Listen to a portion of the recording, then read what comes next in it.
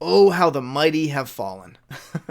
Normally, I skip these hot topics because I feel like the internet is so flooded, and I want to save you guys the headache of hearing my opinion about it. But I've gotten so many requests to discuss this petition to remake season 8 of Game of Thrones with competent writers, I'll add, because it's in the title. Not I'll add it, but I'll. Anyway, so many people have emailed this to me or messaged me and asked if I can promote it, sign it, talk about it. And I'll say right off the bat, no, I'm not going to sign it. I've never supported a petition when it came to remaking anything in The Walking Dead. I think that's the only other petitions. That and Star Wars. I don't sign them because what's done is done. The damage is done. There's nothing you can do about it. Mainly because it costs about $10 million, I think they said, per episode. So 6 episodes, that's 60 mil. And that you need to take into consideration the marketing, which they'll likely have to double marketing costs if they actually remade season 8 and explain that. Imagine that trailer. We did it once, but it was terrible. So we're doing it again. One thing I want to get out of the way also right away is the precedent this would set.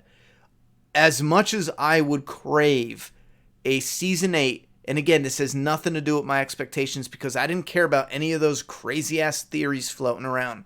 As much as I would crave a better conclusion to the Night King story with the Army of the Dead, Cersei and Jaime, Dany, and I'm cool with her going Mad Queen, but it was so rushed, there was no real trigger. There was no trigger. And the triggers that people are pointing out aren't even triggers.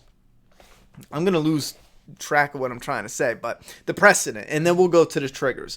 The precedent means that when Hollywood, in our eyes, if enough of us say they messed something up, we demand a redo and they just redo it. That cheapens things in a way, I feel, to such an extent.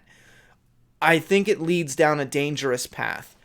Because again, imagine loving a movie that comes out and you get, let's say you're anti-SJW or normal or whatever, just for the sake of argument, and they come out with John Wick and a whole band of SJWs linked together. They call China, and China's like, yes, blood is bad in movies, and everyone signs this petition to take blood out of John Wick, to take violence and guns out of John Wick. And imagine if they come in and they redo John Wick, and you might say, okay, well, I can still just watch it. You know what I mean? Part 1 and 2. But what if they pull them off the shelves? Because you would have to. You would have to eradicate this season 8 that we've seen. Never release it on Blu-ray. Never release, you know what I mean? And only release the one that was canon. But then let's say that they come out with the new John Wick 4. And he's throwing staplers at people. I was about to say he's throwing puppies at people, but that's silly because puppies are cute. That's what I was thinking. But he's throwing staplers. He's shooting staples at people. With a staple gun or nails with a nail gun. Some of that might actually be cool. I always hated that in Hollywood though, because I actually did roofing, and you need to actually hit the safety mechanism in order to shoot the nails. Anyhow, so. The precedent that this would set, I think it is more damaging than it is valuable as far as the industry as a whole. Because in the value side, we would get a new season of Game of Thrones, which could even be worse than what we've gotten. And the damage side of it, again, it sets this precedent where if not even all fans, but the majority of fans or because this isn't the majority of fans. I do personally believe the majority of fans dislike Game of Thrones. Every poll that's being done, the majority of fans are voting that this is not the best season, which is shocking when it comes to Game of Thrones because it's had such a great run. Even when seasons were a letdown, it wasn't as bad as anything we've seen with this. And I think that has to do a lot with the fact that this is it. This ends everything they've been building towards. So the balance between the reward one it gives us and the precedent that it sets, I think it sets too dangerous of a precedent, too complicated and complex, and just too shitty of a precedent to have them remake it. Again, though, they can't because it costs too much money. 1 million people who sign this petition, if it gets to 1 million. It's at 867,000. I think this is the biggest petition for a TV show that I've ever seen, by far. I've seen some that are like 50,000, 80,000, but if everyone who signed this petition gave $10 or $20, it still wouldn't be enough. Again, they'd have to spend like $140 million. Yeah, $140. They'd still have to spend $140 million, rough estimate, to remake and remarket a whole new season. And I don't even know enough about HBO to see how that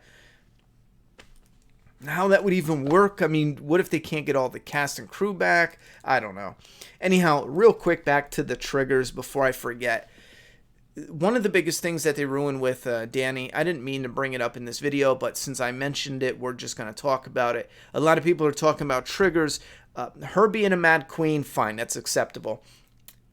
What sends her over the edge was apparently seeing the Red Keep.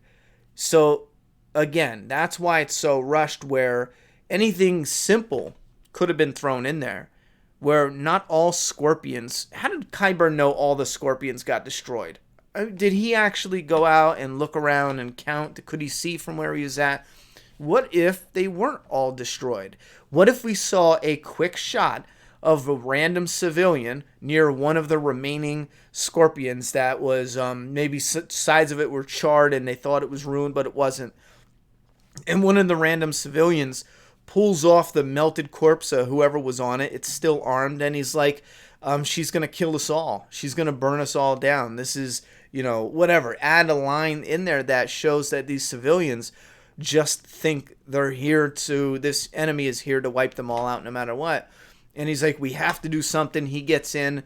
Dany sits down. They ring the bells, and then the civilian takes a shot, and it just misses. He's a civilian. What do you want? And it just misses. Maybe it's gonna hit, and it slices the dragon. The dragon yelps out in a cut, not fatally wounded, but just cuts the dragon. And Drogon and Daenerys is like, oh my god, it's not a soldier, that's a person. And she looks down, and for us, we see scared people. For her, she sees people that are disgusted with her and don't fear her, because if they feared her, then they wouldn't have even taken a shot at her. And again, I think that fear line is the greatest indicator that the writers had either they're bad writers, plain simple, or they had too much on their plates and they got sloppy with it.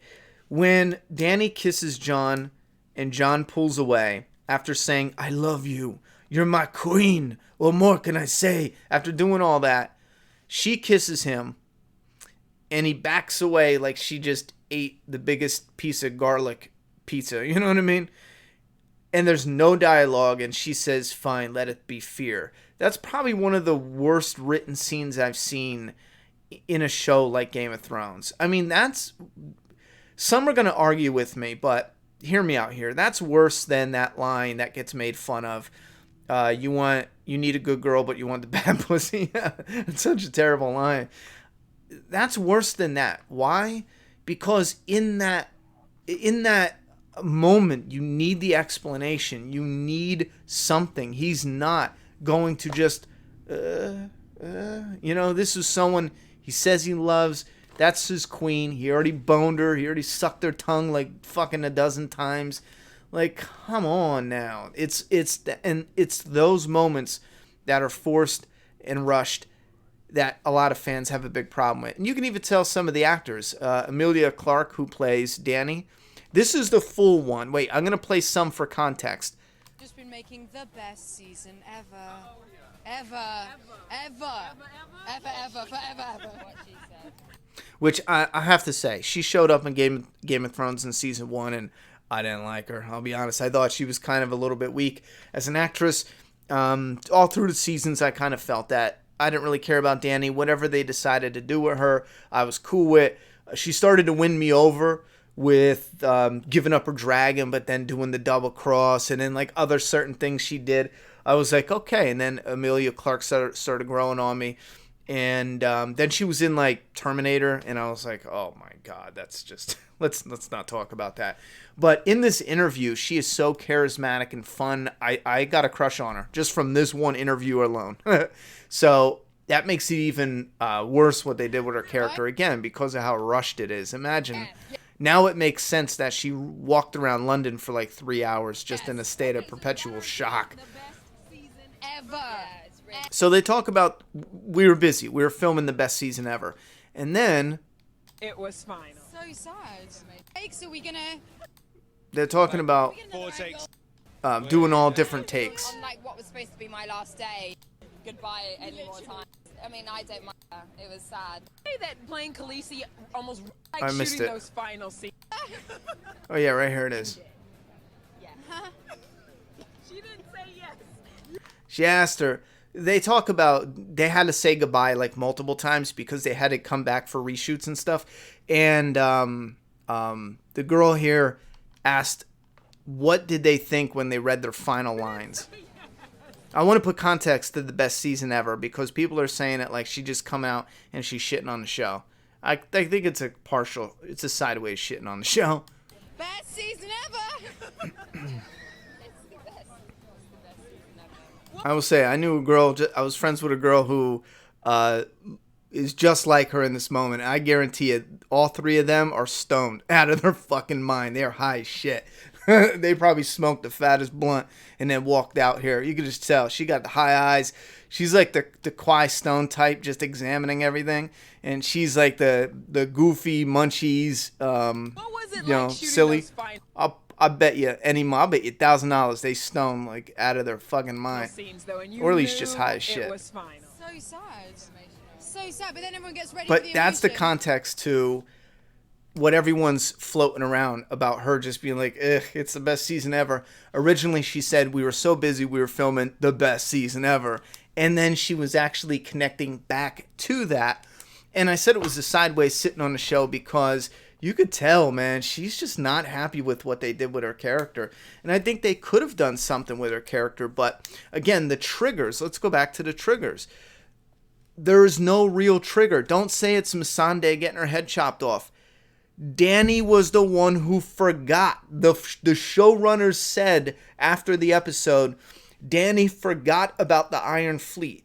Their one main threat, their number one threat going back to their base, their headquarters, which is located close to their enemy, and they're in open, acknowledged warfare with. It's open and it's known, you know? Their one main threat, their only main threat right now, the Iron Fleet. And she forgot. This is why people have such a problem with Season 8. And that's a one example. Their one threat. She forgets. It gets Rhaegal killed. You can't blame that on Cersei or the people in King's Landing. Dany forgot and got Rhaegal killed. Then the boats get destroyed. And instead of them all getting wiped out, which again, that was the first thing I said in my review. If I was Euron, I'm not even good at warfare.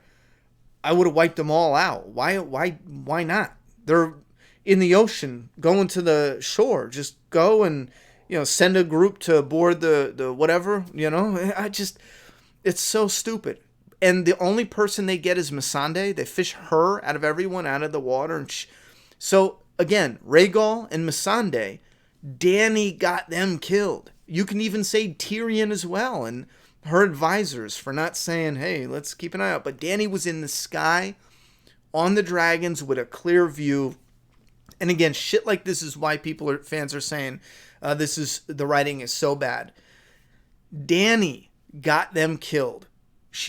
She should have sought revenge or gone mad on herself or at herself. It was her fault. Another thing, Jaime as well. This is a character who had such an incredible arc through 8 seasons.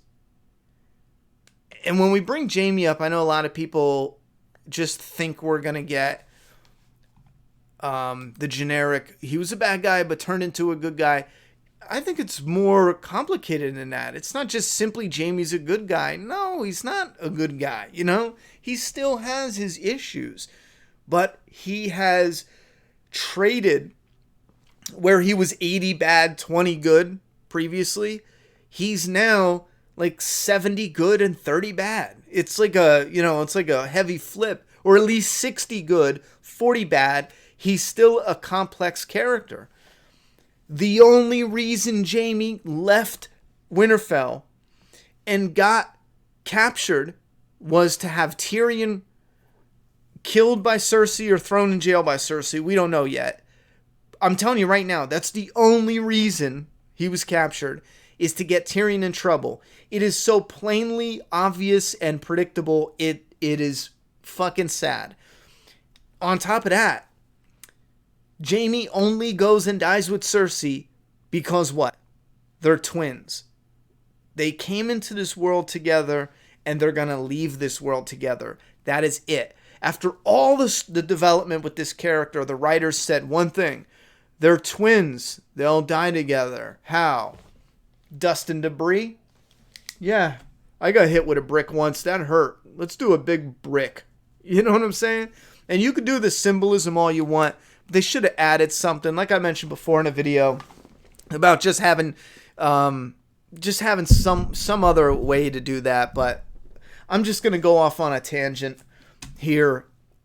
I'm not going to support or sign this change.org. I think this just highlights how many fans are upset with the series. It's not going to go anywhere because it is not cost effective unless there's a way HBO can figure out to make twice as more money and help the brand moving forward with the prequels. If there's a miracle way they can figure that out, sure, but this is unprecedented if they would do it, and I think it sends a bad message throughout the entertainment industry. Right now, we're having a hard time dealing with all these reboots.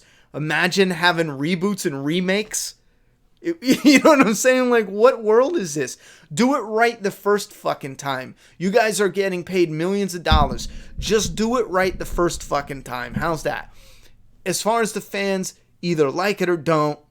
And fuck, I don't know what to tell you. Go watch The Shield. It's a really old cop drama show, but it's banging. Sons of Anarchy, Breaking Bad, some old other good ones. Go watch those. They're still good. You know? I watched Breaking Bad to get the Game of Thrones Season 8 taste out of my mouth. Thoughts and opinions in the comment box. I'm done talking. It's your turn. Sorry I was all over the place in this one. And my God, I got a new crush. I'm going to go... nothing.